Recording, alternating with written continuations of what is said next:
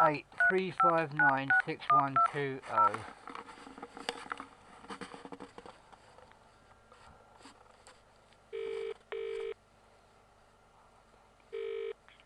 Richard Duncan, safety. Richard, it's Martin Smith. Have you got a couple of minutes, please? Yeah, I have, yeah. How are you? Okay, well, I'm alright, but I'm not alright anymore. I've lost the plot. Can you tell Aiden I'm abandoning the flat? I've give up. He's killed me. What's he done? It's Tonya, isn't it? Right. Okay, I'll give you a quick story. Last week we was in court on Friday. Yeah. Aiden was there, everyone was there, including Tonya. And I said to the judge, can we stop Tonya harassing me? He said, if you pay 150 quid at the reception, yeah, I'll give you an injunction. Now, Tonya was in that courthouse. She knows that she's aggravating me. And yet she carried on. The judge has ordered that I write out defence statements against their 10-inch thick caseload against me. I can now no longer concentrate. From Friday night, Saturday night, Sunday night, I left really earthquake messages on their machines about Tonya. Because in the Harassment Act it says, ought to have known or you should have known. No, she knows what she's doing. Now on Monday afternoon, a set of builders turned up and they put blinds and curtains in her house. But she's not using them. What, she's still got the light on? Yep, she's aggravating me, everything. The police, 101, over the weekend, Barnet control room, they promised me they were going to come down here, take a statement from me and arrest her and Lisa for the perjury. When those cops turned up last night, they just took the piss out of me. Right, and they knocked on Tonya's door to ask her to use the blinds. She did not answer the door. They came back saying she wasn't in. She was in. Right, just didn't answer the door. She just didn't answer the door. Even the cop said as he was driving off, oh, her light's gone off. Well, if her light's gone off, and it hadn't gone off, all she done is pulled down her blind. The blinds she's got, mate, are incredibly good. Right. They absolutely do the job. But she's not using them. And she knows that she's harassing a defendant. That's the most important thing about it. And Aiden McCarthy is just letting them do it. I went up to Barnet Homes on Monday. Yeah. Alright, I just got this noncy attitude. And I think they lied to me. Oh, Aiden McCarthy is not in the office. Right. You know. What? You think you are? Well, Richard, right now, mate, I'm about to go and section myself. I've got to get away from this woman. I want to get an axe and just deal with it myself. I've got to get away from here. So if you can just let Aiden know, I surrender. He's done it to me. They've done it to me. Sarah Wigly has done it to me. I'm finished. How about Tom Mahoney? Spoke to him? The guy is incredible. No. Can't get hold of it. He just won't fucking do anything. Don't forget, the council solved this. They said, we will move Martin, we will clean his housing file, but no. They just want to get more criminal convictions on me, get me evicted through a court. They want to mentally destroy me. If they want that stuff on YouTube taken down, they got to treat me with respect. They've got to treat everybody with dignity and respect. Well, they haven't. They're in breach of Article 9 and Article 10 of the Human Rights Guidelines for social housing. Yes. You know, Article 9 is your right to choose a religion and to observe that religion. The word observe is there. Yeah. Now, I know you can play with technicalities in words. I use telescopes, so I'm observing my religion. But I'm protected by law. It's just Barnet Council are just letting this go on. Lisa is still not living in this street, by the way. She isn't. No. Well, where is she? Well, who knows? I don't even think Aiden McCarthy knows it. I think Duncan, Lewis and co. have got her in a hotel. Right. Her case, her mercenary case, is now merged with the council's case. The judge has moved it from St Mary's in Ballards Lane to the Central Family Court in Civil Court of Justice in Pall Mall, Portland Place down there. Okay, he moved that. I read out the Perjury Act to him, and he said, basically, he looked at the council statements and he said, well, these are statements of truth.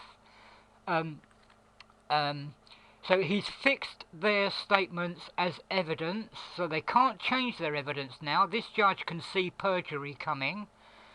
And he said, because of the amount of people against me, including Sarah Wigly, I can represent myself and I can cross-examine the victims on my own. Well, that's good, isn't it? But it's just all the other stuff that... Well, I need Tonya to stop harassing me with this simplistic light pollution so that I can concentrate on the work that the judge has ordered me to do, which is to write out my defence statements. And what she's done in the last 2 or 3 days, and especially the police taking the complete piss out of me, Richard, they have done my head in. I've gone psychotic. I recognise it. I'm having complete flashback. If Sarah did this, that wouldn't happen. If that wouldn't happen, this wouldn't happen. If that wouldn't happen, it's all connected in my brain, and now I can't focus on a single issue. I mean, I asked the judge to open up a line of communication with the council. Yeah. Aiden said, yeah, all right. And then when he came out, he gave me the 4300 padded cell number. That's not good, is it? So he deceived the judge, didn't he? It's clever. It's very fucking clever. I would love to be in these training sessions that they give people like Aiden McCarthy. I would love to be in one of those training sessions. Well, I think you'd have a few things to say, wouldn't you? Well, even Sarah Wigly was there, right? She knows that I'm being harassed by... See, Sarah sent me an email saying that she's stopping police officers coming down here to look at the video of me being assaulted because I put a complaint in to the IPCC about her. Yeah. I haven't put a complaint in, not yet. No. I think she's getting confused because you've probably threatened lots of things. She's got Alzheimer's, mate. She's not confused. She's ill. She's got a diseased brain. And if you look at her, I don't know if you met her recently, but in the last month she's lost a lot of weight. I think she's on medication. She's on her way out. Right. I was standing next to her thinking, have you had chemotherapy recently? There's something wrong with her. She's lost a lot of weight. I don't know. I never meet up with this. I don't know. Right, well, Councillor Tambori says she's very smiley, and she is. She's smiley. She wanders around like a bumblebee, but I swear I don't think she knows where she is. She makes so many errors. How can you email somebody and say you're stopping police officers from looking at neighbours assaulting you? She's joined in with those neighbours, so she can't go slagging the neighbours off because she's made statements with them. Yeah, yeah. That's the contradiction. I mean, I'm sure that if the police were not working with the council, the police would arrest Keno, for example. Yeah. But because the council want me out, Sarah's joined in with the council. Well, they're ignoring all the criminality that's being done against me. It's Barnet Homes, isn't it? It's not the council. Well, that's it again. Who the fuck is it? I don't know. Homes. Yeah, I know. Barnet Homes are an arm's length management organisation. Right, yeah.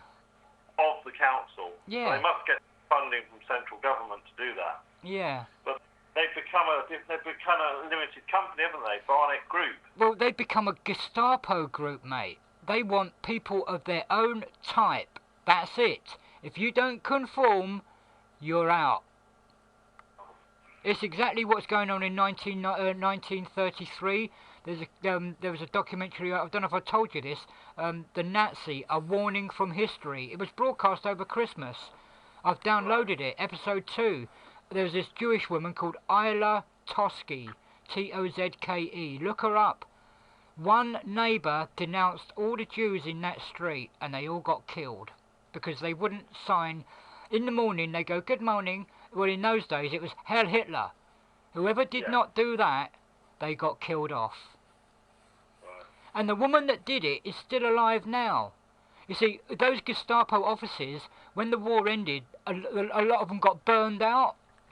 But the Americans managed to capture some of them that were not burned out. These are just council officers. There's been a 60-odd year rule on banning. Now some researchers have actually gone in there and found out what the Gestapo really was. All it was just 2 or 3 people. The Nazi party had told the population to grass up your neighbours if you're not conforming. And those grasses reported it to the Gestapo office, which was only 2 or 3 people. That was it. But where did you get all this from? A book or? Sorry, say again, I can't hear you.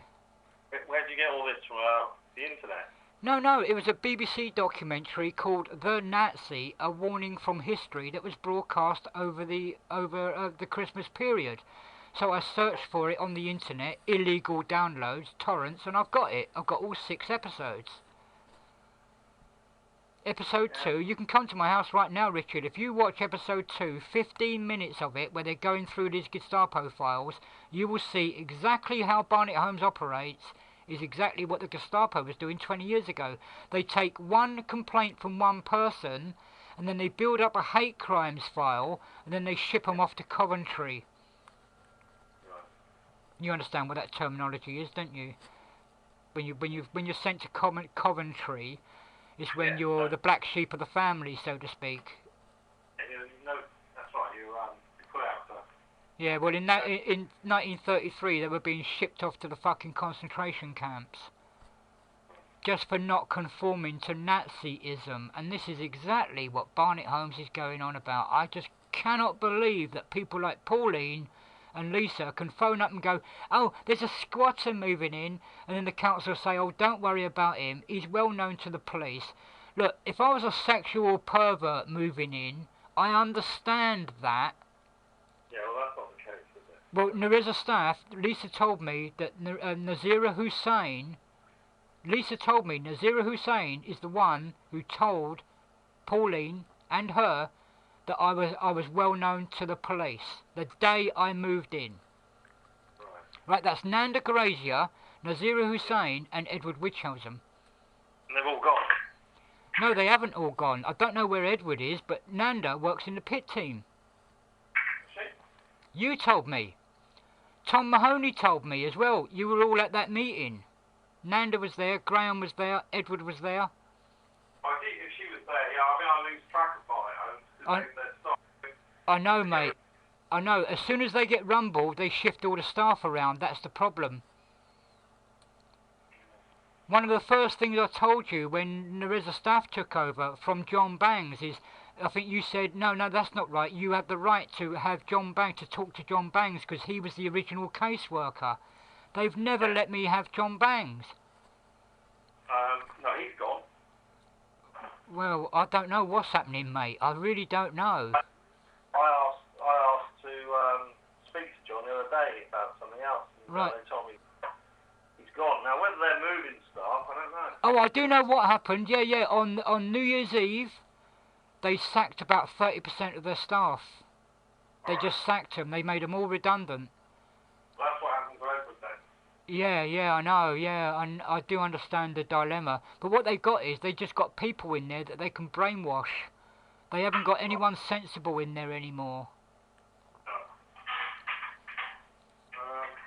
Anyway, look, I just wanted to report to you that effectively, mate, I've lost my mind. And I think I'm going to go and section myself up at the Dennis Scott unit. I've got to get away from Tonya, because Aiden can't control her.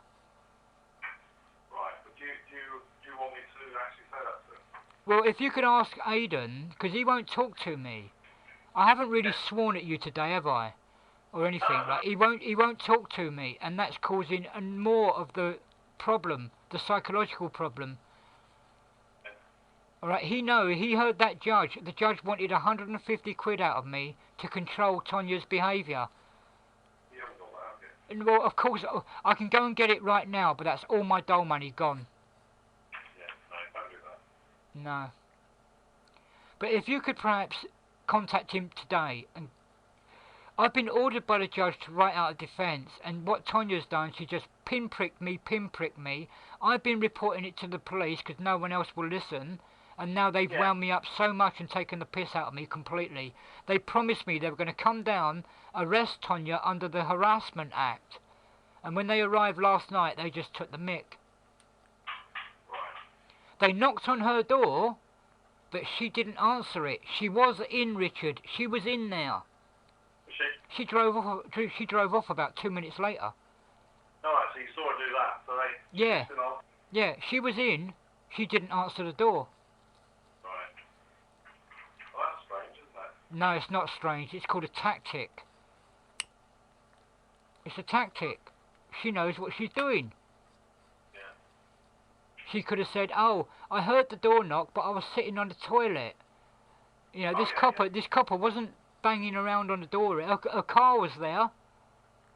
So if a car's there, she's in. And then when the cop's getting in his car to drive away, he actually said to me, "Oh look, her light's gone off." What it was, she's got these blinds now. She drew down the blind of her front bedroom window, so then you couldn't see through her bedroom door to the light that's causing me the aggravation. So she's pulled down the front blind, and this copper thought she'd turned her lights off. So there was someone in that house, even as the copper drove away. But he wouldn't get out of his car and go knocking on the door again. Shame he didn't wait, really, wasn't it? That's why I know it was a wind-up. I've got all the phone calls, Richard. You should come down here and just listen to the few phone calls I had over the weekend where they've promised me they're going to come and arrest Tonya and Lisa. And then when they turned up, the guys just took the mick out of me. Right. That's last night. That was SX27. I don't know the other guy's number. SX27. He was an English guy, and the other guy was a Muslim police officer. Listen, save your bill, because I know I'm minded of the cost of it. Oh my God, yeah. Oh my God. What are you doing tomorrow? I've booked an appointment for the Royal Courts of Justice tomorrow. I'm going down there at 2 p.m. and I'm going to pay them £60, and I'm going to get an injunction on Tonya. Right, well, I'll give you a call about 11 o'clock, yeah? From the my work phone, and then we can have a chat. I'll send an email to Aiden McCarthy. Yes, please, Richard, please. They've pushed me. I nearly got an axe last night and cut my own head off. Don't do that. Do you understand? I've either got to be put in a hotel, section myself, or Tonya just backs off. All right, leave that with me. I'll speak to Aiden tomorrow. Thank you, Richard. Thank you. All right, mate. Speak to you tomorrow. Bye.